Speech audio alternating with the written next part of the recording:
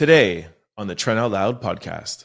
To me, the biggest thing is nobody knows where Diddy is. To me, that is the most shocking headline of all.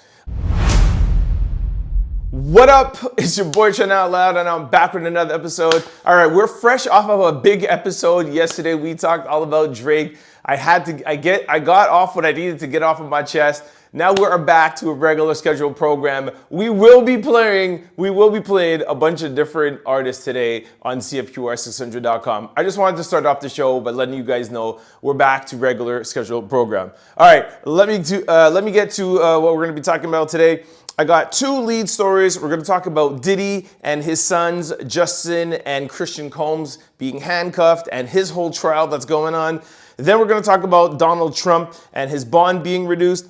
Then we're going to jump over into quick news. We're going to talk about Euphoria and a little bit more about Drake. Then we get into speed news, question of the day, and of course, we close off the show with a little bit of sports news. Y'all know what time it is. Turn your TVs, devices, or your radios up. I'm about to start this show. Let's go. Diddy's sons, Justin Combs and Christian Combs, were spotted handcuffed during the raid at Diddy's house.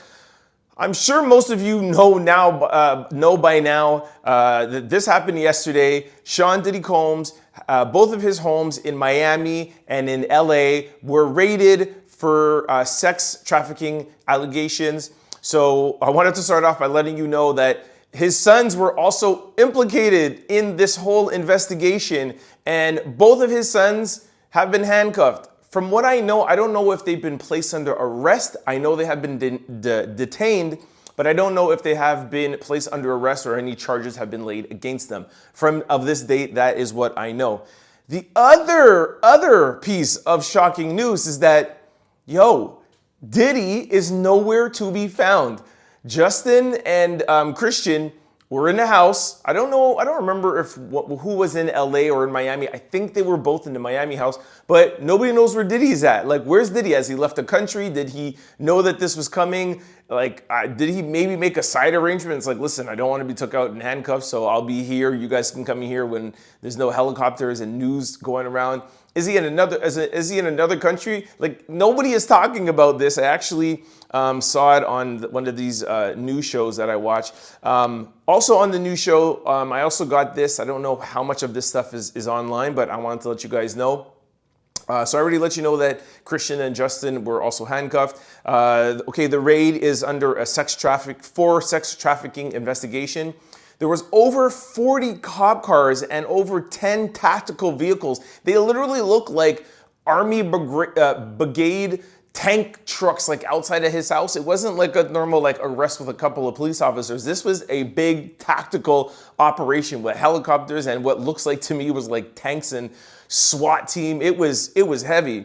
All right, I already told you guys they don't know where Diddy is. So this is what I found interesting. For law enforcement to have caused to gone and raid both of his homes, that means that they have some proof that a crime has taken place. They can't just say, oh, this is under speculation, so we're just going to go and raid his home. They have to have had proof that a crime has been committed, and they have reason to believe that the evidence for said crime is in one of these homes. So that is another thing that I don't think a lot of people are talking about, or maybe a lot of people don't know. The reason why they're able to raid his house is that they have evidence or is proof that there's a crime, and they believe that there's further proof at the home, and that's why they're able to raid his home. From what I know so far, from what I've heard, they have seized 3 cell phones. I don't know whose cell phones they were. I don't know if they were his sons or what's going on. I would be under the assumption that that the family would know that something was going on. So I think they would have kept their phones clean if they were doing any sort of illegal activity, or they would have not have had evidence lying around at the house. So that's what I find to be a little bit weird. It's not like you don't know you're under investigation. Diddy knew he was under investigation, hence why he's not around and he's nowhere to be found. So I don't know what are on these cell phones, or I don't know exactly what they're looking for, because of course they're not saying anything to us about it. But also, every time that I have spoken about Diddy's civil suit, for those of you who follow the podcast daily, I have always said, where are the criminal charges? And I think this answers the question. This is a little bit speculative, but I think if you read the tea leaves, you'll agree with me. All the civil suits took place ahead of any criminal charges, and just to do fair journalism, Diddy nor his sons have been placed under any sort of arrest or no charges have been placed. However, this investigation, I'm sure, will lead to something. Okay, but why did the civil suits happen before the criminal case? I've been asking this to myself and to everybody.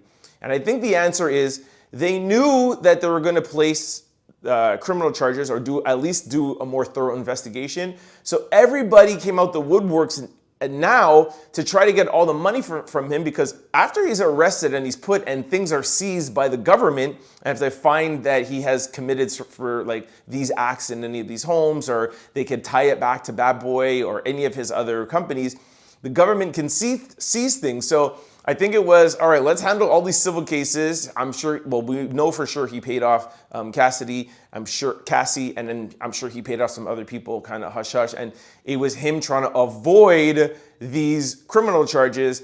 And it so happens that after 3 or 4 months of paying everybody off, now the criminal charges come around. So I'm not saying I feel sorry for him, because if he does his crimes, then everything that is happening to him should happen to him.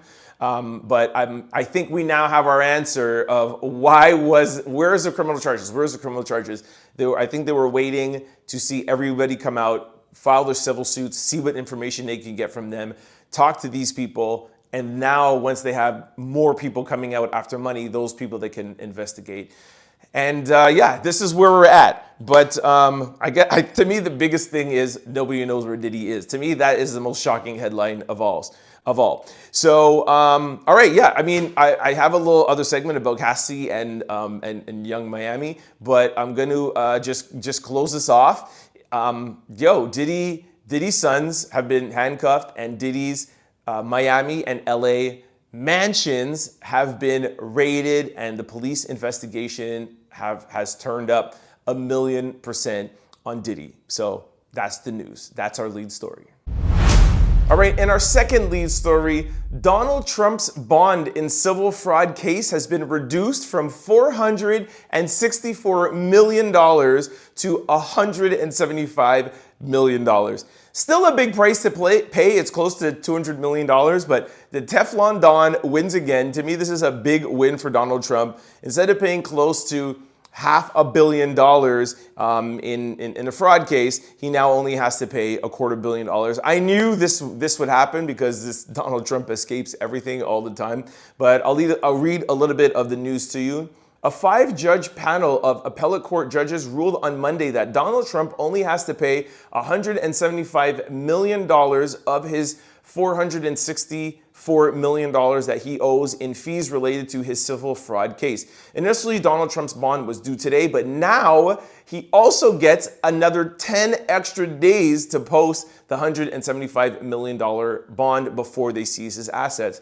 The decision came after the judge found that Trump and his co-defendants fraudulently inflated the value of their assets. All right, so they're just letting you know, remind you guys what the case is. If for those of you who don't remember, this was Donald Trump inflating the properties that he owns so that he can get bigger loans and lower interest rates, and that was the case. Let's not get into if he should have been guilty for this or not. A lot of people are out here like, oh, a lot of real estate developers do that. What I say to people that make those comments, A, just because a lot of people do it doesn't mean that it's okay to break the law.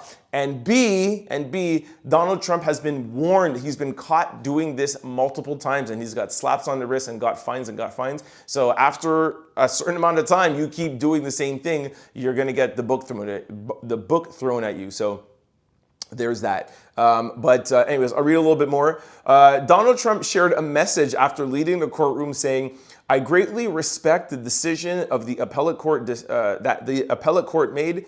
I will post you the $175 million in cash or bonds or securities or whatever is necessary very quickly within 10 days. And I thank the appellate court division for acting quickly." So there you have it. Trump is being nice now. When a judge or somebody in court tells Trump something that he wants to hear, all of a sudden now the legal system is amazing. Anytime they do something that's wrong, oh, you've been found guilty. Oh, it's a witch hunt. You're coming after me. You guys are, this is a, what does he call it? Election interference. That's his name. That's his favorite word these days. So if he gets a decision that is for him, he loves the court system. If it's against them, it's election fraud. So anyways, election interference, sorry.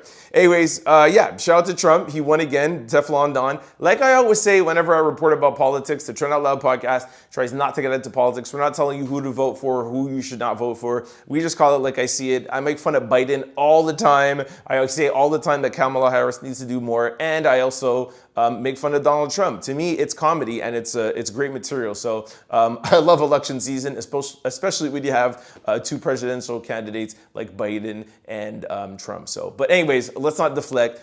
Trump got another win. Let's see. Oh, and before I close the segment off, he also it was yesterday when he got this ruling and small win. He also got a loss because a court case, one of his court cases, I think it's the criminal trial. I'm not too sure exactly which trial, but there's going to be a new Donald Trump court case starting April 15th. He was trying to delay it to take place after the election. Of course, it's way harder to bring a sitting president, to jail or to trial or found guilty. So this is a huge loss for Donald Trump. His lawyers are always trying to push the date past the election date so that things are a lot harder for them if he wins the presidential election. But so he got a win today and he got a loss. And like I said, this decision was presidential election interference, but the win was great judgment. Anyways, shout out to Trump, man. He is going to always flip the switch and give you two scenarios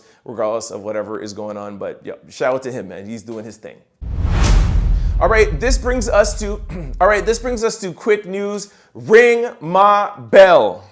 Cassie's lawyer responds to Diddy's house being raided, and she says, "We will always support law enforcement when it seeks to prosecute those who have violated the law. Hopefully, this is the beginning of a process that will hold Mr. Combs responsible for his depraved conduct." All right, so we haven't heard anything from Cassie herself, but this is her lawyer saying, hey, law enforcement, you need us for anything, we are right here. Like I told you guys, you sue somebody civilly, you get the money, and then you work with the criminal courts. And that's what Cassie was doing.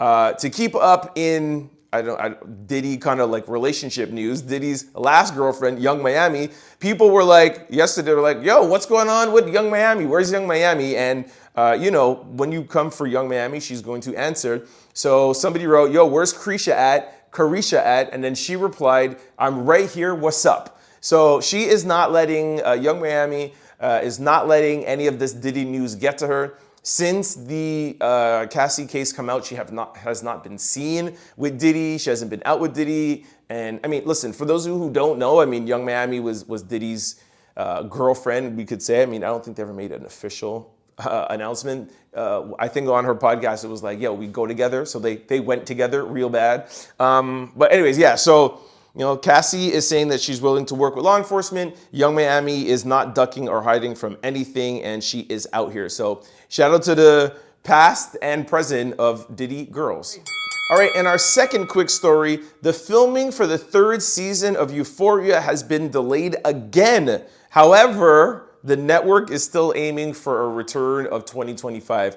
For those of you who know me well, you know that I'm into streaming shows. It's one of my favorite things to watch. Well, it is my favorite thing to watch, I guess maybe after football and basketball.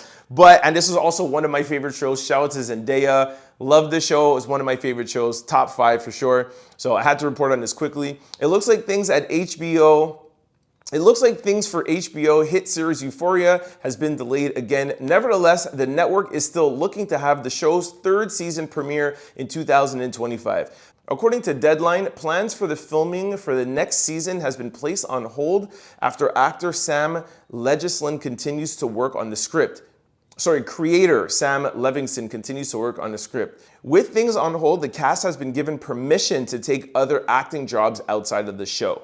The network said in a statement, HBO and Sam Levinson remain committed to making an exceptional third season. In the interim, we are allowing our in-demand cast to pursue other opportunities. So, listen, this is how good this show is, man. They will literally postpone to make sure they have a good show. So, anyways, I'm just happy that it's back on the air, and I want to let you guys know, for you Euphoria fans and Zendaya fans, we are going to get a third season in 2025. All right, in our third and last quick story, Drake's father comes to the defense of his son. Well, I guess it's not really in defense, but he kind of like put out a little slick joke about it. He said, yo, I'm about to drop new music and I'm not sure if it's gonna sell, but I'm gonna call up some homies and get them to start beefing with Drake and to get them to unfollow him, and that will make my ish shoot up to #1. I'm sure this is going to work, so let me just get some people on board for this and watch the kind of attention it gets. So, I don't know, for those who missed yesterday's podcast, Drake is beefing with the entire industry, Future, Kendrick, Metro Boomin, etc., etc. And yeah, so his father is just making like a little tongue-and-cheek joke, basically saying that these guys are just doing this for attention. Future and Metro Boomin's album is out, so go after the king, go after the Drake. Everyone's gonna talk about it. Their album is gonna sell more. So he's saying, shoot, I'm gonna put out some music and do the same thing. So hey, man, a parent is always gonna come to his son's defense. So shout out, what's his name again? Dennis. Can't remember his last name, but yo, shout out to Dennis, man. Real dads got to stick up for their sons. Shout out to Dennis. All right, this brings us to our new and everyone's favorite speed news. Ring my bell. Cenat asked Tyla out on a date and it was very embarrassing. She really actually said no on live stream. This is actually really hilarious. I have a little clip. I'm going to play it for you. Tyla, would you like to go on a date with me? You can't do that. On a whole live thing. Why not? It's true or dare. But we're friends though. You right. Yo, I fully love Cenat. I love his stream. And yo, that's kind of like what Kai does, man. He goes out there, he tries to like date girls, he does truth or dare stuff, he dances or whatever. So that's his show, right? He really puts himself out there. I just thought it was really funny, like how Tyla was just like, are you really serious? Yo, we're friends. It was just like, she didn't take it as a joke and she really was on the spot. And yeah, I guess she just felt like, yo, I just don't want to embarrass you, but yeah, I don't want to go out with you. So yo, but anyways, you gotta give Kai his props for trying those things. So Kai took his shot, he got turned down. Tyla is hot out here, so I guess she's just picking and choosing who she wants to be with, but shout out to Kai. All right, in our second speed story, Metro Boomin shuts down rumors that Drake and Future are beefing over a girl. He says, stop making stuff up. So, all right, like I told you in quick news, Future and Metro Boomin put out an album. They're beefing with Drake, blah blah blah. And at least Metro came out and was like, listen, this is not over a girl, and just stop making up stuff. Sorry, this is exactly where it goes. Y'all N-words, stop making stuff up for engagement and enjoy the music. I thought this was a little bit of a tell because, like, why wouldn't he use this as an opportunity to take another shot at Drake? We all know that Drake and Metro Boomin aren't the best of friends, but the fact that he was just like, hey, it's not over a girl and enjoy the music, and didn't say, hey, it's not over a girl, but it's because blah, blah, blah, or say something about Drake. So who knows? Maybe this is Future and Metro maybe trying to put out the white flag to Drake. Who knows? All right, in our third quick story, Whack 100 has a message for Diddy. Well, actually, it's really more for Meek Mill's, but Whack 100 said, for Meek Mill's sake, I hope Diddy, no Diddy, got rid of those photos and tapes. Yo, that's a cheap shot. Whack did not have to put this out. Diddy is already going through enough, but yeah, you know how everyone's joking around that Diddy and Meek Mills had a thing with their matching, outfits and sweaters, and they've both done some kind of questionable things out here. And Whack is friends with academics, so he's just taking a little shot at Meek Mills. And honestly, for Meek's sake, if it is true, I hope they at least did hide those pictures, because it seems like the police are raiding everything and going through everything. So if Diddy was with some male rappers, they will get exposed. So But yeah, that's just whack taking a shot. All right, in our fourth speed story, I just wanted to remind you guys that there is 4 days left until we get Cowboy Carter. Yo, can we get a round of applause for Beyonce? That actually really did not cause for a round of applause, but I'm just actually really excited to get this album and get a hold of it and listen to Beyonce. So I just wanted to remind you guys, 4 days left, Beehive. I'm a new member. Well, I'm an old member, but anyways, let's not get into it. Yo, Beyonce is coming out. Cowboy Carter is coming out. I guess if I do my calculations right, 4 days left. I guess it's this Friday. We're getting it. Yeah, I got to learn how to keep on getting the news quickly. On Speed News, I can't sit down and tell you all why I'm in the Beehive and all of that stuff. Speed News, I got to deliver it to you quick. We got to move on to the next quick story. Shout out to Beyonce. I'm excited. By the way, let me know if you guys are excited. I could at least say that. Send me an email, Trent Out Loud at cfqr600.com, or comment below, or send me some DMs on social networks at Trent Out Loud. All right, let me get back. We got 2 more speed stories.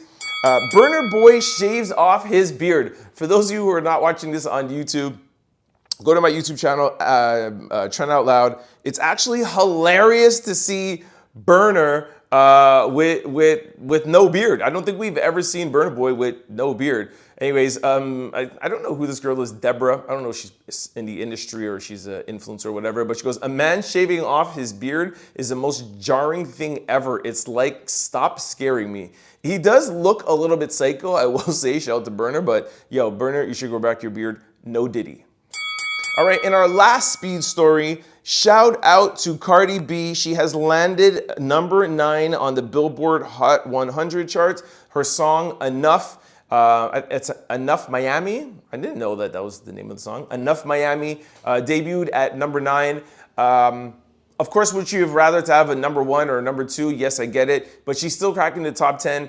This is still kind of like a freestyle. I don't feel like it's a full lead song. So this is really good. We all know that Cardi B has been nervous about putting out new music on her sophomore album. So I wanted to put this in here for Cardi. Anybody said this to her, we got your back. Don't be nervous. We got you. We love you. We love Cardi music. Let's go. And congratulations for getting in the top 10 Billboard 100 on your debut single, Back. I think that's what it is. Anyway, shout out to Cardi B. All right, this brings us to question of the day. Would you be mad if your friend only brought $150 on vacation? All right, let's go to the comment section, please. Baby12 Baddie wrote, went to Vegas with a friend whose bank account was fraudulently wiped out as soon as we landed. I fronted her, but she had the worst attitude ever the whole trip. Soon as we got back home, I cut ties on her. Yo, you guys are not like really good friends. Like, why would you cut ties with a friend that just had a bad vacation if her bank account got frauded? That's a horrible answer. No, he or she will have $135 worth of fun, and that's all. Wow, you guys are horrible friends out here, man. NAJ Real Estate wrote, if she didn't tell me ahead of time, I would. However, if she kept it 100 beforehand and I held her down, that's an entire thing. NJ Real Estate wrote, if she didn't tell me ahead of time, then I would be mad. However, if she kept it real with me beforehand, I'm gonna hold her down the entire trip. Y__pre wrote, out of the country, hell yes. Take $130 to Atlantic City, fine. But going to Mexico, hell no. It's Yams Duh wrote, no real friend is letting their friend leave their home with only $130 in the bank account. Sit your behind down and get your priorities straight. Yo, that's, okay, I see what you're saying, but that's still kind of mean, all right? Shady Pat wrote, y'all weird. If my friend paid for all the expenses and that's all she had left, baby, spend your $135 how you see fit, and I got the rest. Y'all don't have real friends. All right, well, that's my answer. I'm glad I at least found one person there. Listen, if you and your friend are going somewhere and they paid their ticket or they paid their way as best as they can, and they paid their hotel, and after all they have is $135, even if they didn't tell me before, I mean, I would appreciate it if they did. But if we got on the plane and they were like, listen, I've been trying for the past couple of days to try to get my mom to lend me money or this or whatever, or my friend or my girlfriend, whatever, whoever, and I couldn't manage to bring up more than $135, I'm gonna feel bad. That's my friend. Like, you didn't come to me. You didn't even want to tell me. I'm gonna feel bad, and I'm gonna be like, listen, we're boys, or we're girls. I gotta, not girls, but you're my girl. If it's a girl, like, you're my girl, come to me. But also I'm gonna show them on the trip that I got them. And I have been in this situation before, actually recently, where there was a group of guys going away, and there was one guy that didn't have money for the place. We were renting a house and we were splitting it. And just a couple of days before, I was like, why don't you tell X guy, listen, if he doesn't have money to pay for his side of the house, it's okay, we'll cover him. Like, we're boys. And on top of it, there was already gonna be an extra bed. So if he came or didn't come, we would have to pay. So I was just like, look, have him pay for his ticket. We give him a free place to stay. That's what friends are for, man. Shame on y'all that won't even help your friend out. That's horrible. All right, this brings us to our last segment, sports news. Gilbert Arenas made a comment in response to Paul Pierce, and he said this. He said, in the last 30 years, Boston has been irrelevant in basketball history. He said this on his podcast. I have a little bit of a clip. I can't play too much for copyright, but I'll play a little bit. Here it is. I don't even know if anybody's live to remember when they won championships back in those 50 days, right? Wow, that's really cold. But at the end of the day, I agree with him. Boston has only won one championship in the past 30 years. And the reason why Boston Celtics were famous back in the day, there was only 8 other teams in the league and all the best players were in Boston. So I think Boston, before they went to 25 or 30 teams, I think they had won, I think maybe it was like 11 straight, or they have 11 titles. But to me, I agree, that's not relevant now. First of all, it was a time when there was only 8 teams. And if you're that much of a dynasty, and even if you did that, and as we're adding teams and it goes up to, however quickly it added, okay, there's 11 teams in the league, 15, 20, you had to have won a little bit more along the way. I understand not 11, but you had to win a little bit more along the way. The Lakers has won, here and there along the way, Shaq and Kobe, blah, blah, blah, blah. So yeah, I agree with them. Like, I feel like Boston is really just trying to hang on to, their old, what they did back in the day when there was only 8 teams. So I don't know where Paul Pierce said this, but and also lastly, Gilbert Arenas said those AAU championship was really less than the Mickey Mouse ones. They won all their championships during an 8-team roster. Exactly what I said. So yeah, I agree with him. Let me know what you guys think in the comment section below. Send me your email.